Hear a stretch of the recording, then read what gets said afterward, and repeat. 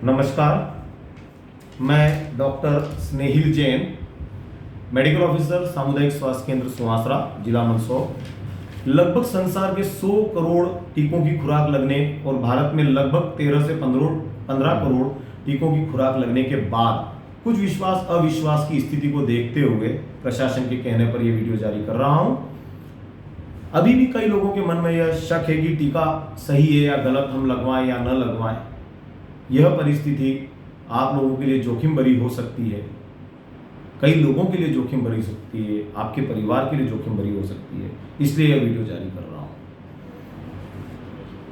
जिन स्रोतों से आपको जानकारी मिलती है उनकी विश्वसनीयता को देखे बगैर उन पर भरोसा ना करें। सारी सरकारें जो हमारी इतनी बड़ी आबादी की जवाबदारी लेती हैं, विश्व स्वास्थ्य संगठन जो पूरे संसार के अंदर इस बीमारी की निगरानी कर रहा है, इसको नियंत्रित करने की कोशिश कर रहा है, सारे डॉक्टर, सारे अस्पताल जो 24 घंटे दिन रात बहुत सीमित संसाधनों में ढेर सारे बीमारों की सेवा करने में लगे हुए हैं, वो सब गलत नहीं हो सकते। इस महामारी पर नियंत्रण का एकमात्र उपाय टीकाकरण है, क्योंकि अस्पताल, डॉक्टर, ऑक्सीजन, दवाइयां कम पड़ रहे हैं। इसलिए हम यह वीडियो जारी कर रहा हूं। टीकाकरण पहले हम सभी स्वास्थ्य कर्मचारियों, अधिकारियों को लगा, फिर फ्रंटलाइन वर्कर जैसे पुलिस, सफाई कर्मचारी, आंगनवाड़ी कार्यकर्ता, उनको लगा। तत्पश्चात हमारे अति विशिष्ट जन, प्रधानमंत्री, राष्ट्रपति, मुख्यमंत्री जैसे विशिष्ट लोगों ने भी लगवाया, और इसके बाद आम जनता को यह भरोसा दिलाया कि हम सभी लोग टीका लगवा चुके हैं और यह टीका पूर्णतः सुरक्षित है, अब आप लगवाइए। यह टीका वैसा ही है जैसा एक नवजात शिशु को हम बचपन में टीके लगवाते हैं।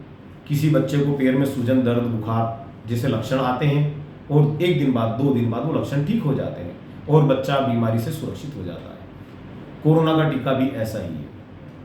इस टीकाकरण के बाद भी हमारे शरीर के खून में प्रतिरोधक क्षमता पैदा होती है, ना कि गले में, क्योंकि टीका यहां लगाया जाता है दोनों कंधों पर। गले को हमारे शत्रु की पहचान नहीं हो पाती, इसलिए गले में, नाक में या अन्न नली में, आंत में संक्रमण कोरोना का हो सकता है।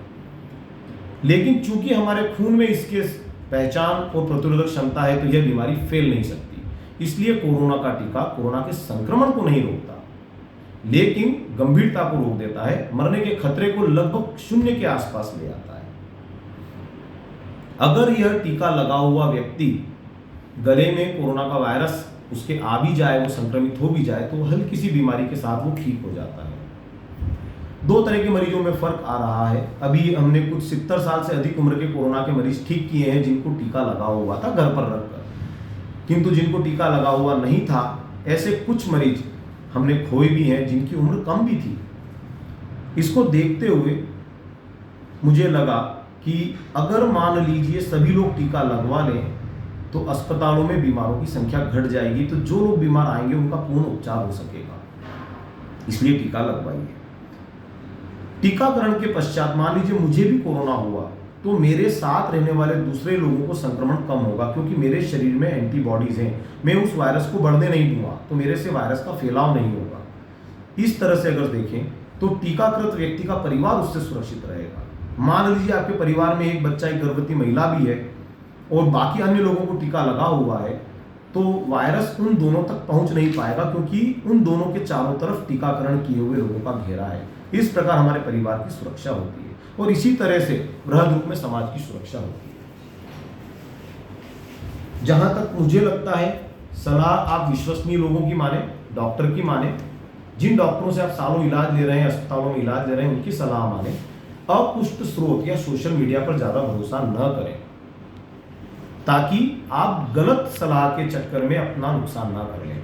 मेरा पुनः आपसे अनुरोध है, फोर्सफुल अनुरोध है, कि आप अपने हित में, परिवार के हित में, समाज के हित में टीकाकरण अवश्य करवाएं, जैसा कि हम लोगों ने अपने साथ, अपने परिवार के साथ, मेरे साथ काम करने वाले सभी कर्मचारियों के साथ किया है।